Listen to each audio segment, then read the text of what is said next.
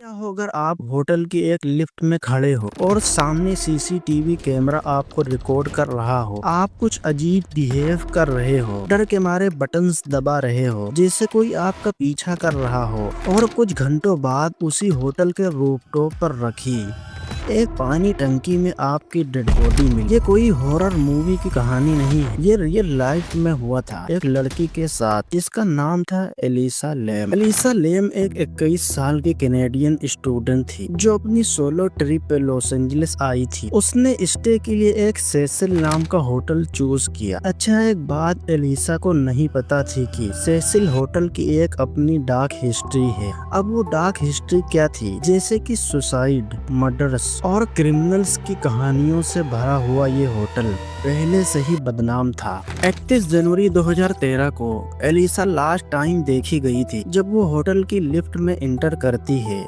और फिर कुछ अजीब होता है। सीसीटीवी में दिखाई देता है वो बार बार लिफ्ट के बटन्स दबा रही है जैसे लिफ्ट चल ही नहीं रही। फिर वो डर के साथ लिफ्ट के कोने में छुप जाती है और फिर निकलकर हॉल के बाहर जाती है, फिर लिफ्ट में वापस आ जाती है। अब मैं तुम्हें इस वीडियो का सबसे क्रीपी पार्ट दिखाने वाला हूँ, ये देखो।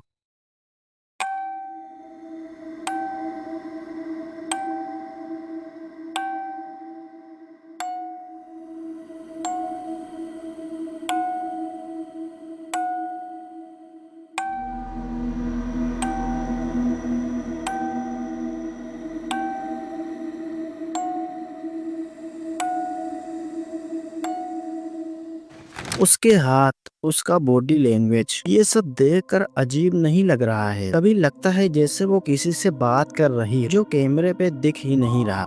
ये वीडियो इंटरनेट पे अपलोड हुआ और वायरल हो गया। लोगों ने इसे the most disturbing CCTV footage कहा। फुटेज के कुछ दिन बाद होटल के गेस्ट कंप्लेन करने लगे कि उनके टैप्स का पानी ब्लैक आ रहा है और टेस्ट भी अजीब है। होटल के स्टाफ ने जब रूफटॉप वाटर टैंक चेक किया तो उन्हें एक शॉक मिला। एलिसा लेम की डेड बॉडी उसी टैंक के अंदर मिली। सोचो, जिस पानी से लोग ब्रश कर रहे थे, नहा रहे थे, वो पानी एलिसा की डेड बॉडी के साथ कंटामिनेट था। पुलिस ने इन्वेस्टिगेशन किया। ऑफिशियली रिपोर्ट में लिखा गया कि एलिसा को बाइपोलर डिसऑर्डर था और शायद उसने अपनी मेडिसिन प्रॉपरली नहीं ली। उनके हिसाब से ये एक एक्सीडेंट था। वो खुद ही टैंक में चली गई और वहां से बाहर नहीं आ पाई। लेकिन सवाल ये है कि वो रूफटॉप के टैंक तक पहुंची कैसे? टैंक लॉक था, उस पर हेवी लिड थी और बिना की के उस टैंक तक पहुंचना मुश्किल था। और सीसीटीवी में उसका बिहेवियर,